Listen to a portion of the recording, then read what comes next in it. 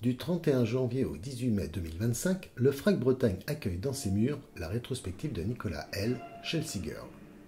Un titre d'exposition qui fait référence au Chelsea Hotel de New York, lieu de résidence et des possibles de l'avant-garde américaine et européenne des années 60, 70 et 80.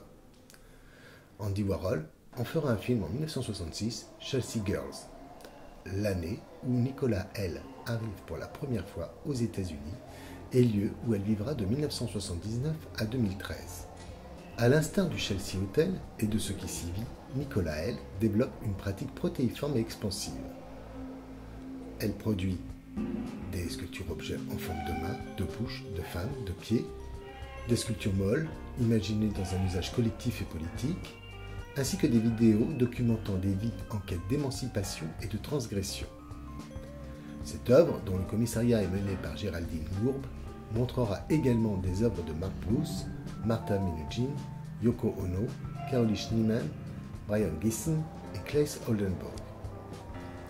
Bien qu'associée dans un premier temps au nouveau réaliste, avec qui elle expose dès les années 60, son départ pour les États-Unis en 1966 et probablement aussi le fait qu'elle soit une femme ont concouru à invisibiliser son travail. Ce que cette rétrospective qui a été présentée à Londres en 2024 et le sera ensuite à Vienne et à Bolzano durant cette année, tente à corriger.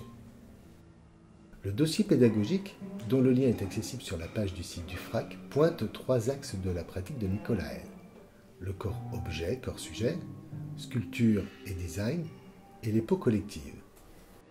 La capsule vidéo, quant à elle, s'intéresse à 2 entrées du travail que l'on peut interroger avec les élèves à travers le rapport à l'autre, voir ce que l'on peut introduire dans une réflexion en lien avec le dispositif phare et les délégués du dispositif. 2 catégories peuvent être distinguées.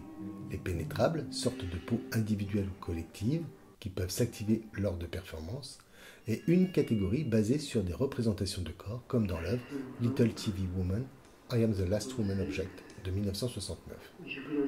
Chez Nicolas L., ce questionnement prend forme d'objet hybride entre sculpture et objet utilitaire, alors que, pour d'autres œuvres, telles que Le Manteau Rouge, l'objet est un médium à expérimenter avec l'autre, à être sujet.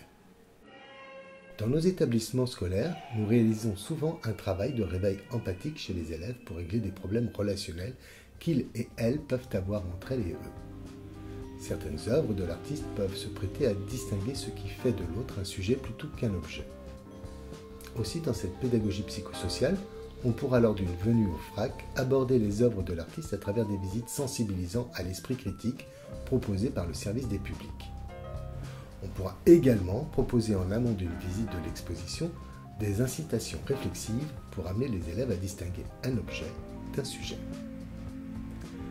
Des expérimentations qui pourront autant travailler la question de la performance que celle de la narration en fonction des contraintes données autour d'incitations de type « Je suis un objet, comment m'utiliseriez-vous » ?»« Je suis l'outil de mon ami ». Sur un temps délimité dans la séance de cours à l'intérieur de laquelle il faudra s'attendre à aborder la question du consentement quand on a conscience que l'autre est un sujet. D'autres références à cet égard pourront être proposées comme Alice au Pays des Merveilles, où les objets se retrouvent à être animés, Erwin Wurm avec certaines de ses One Minute Sculptures, Animorph ou encore Made in Eric.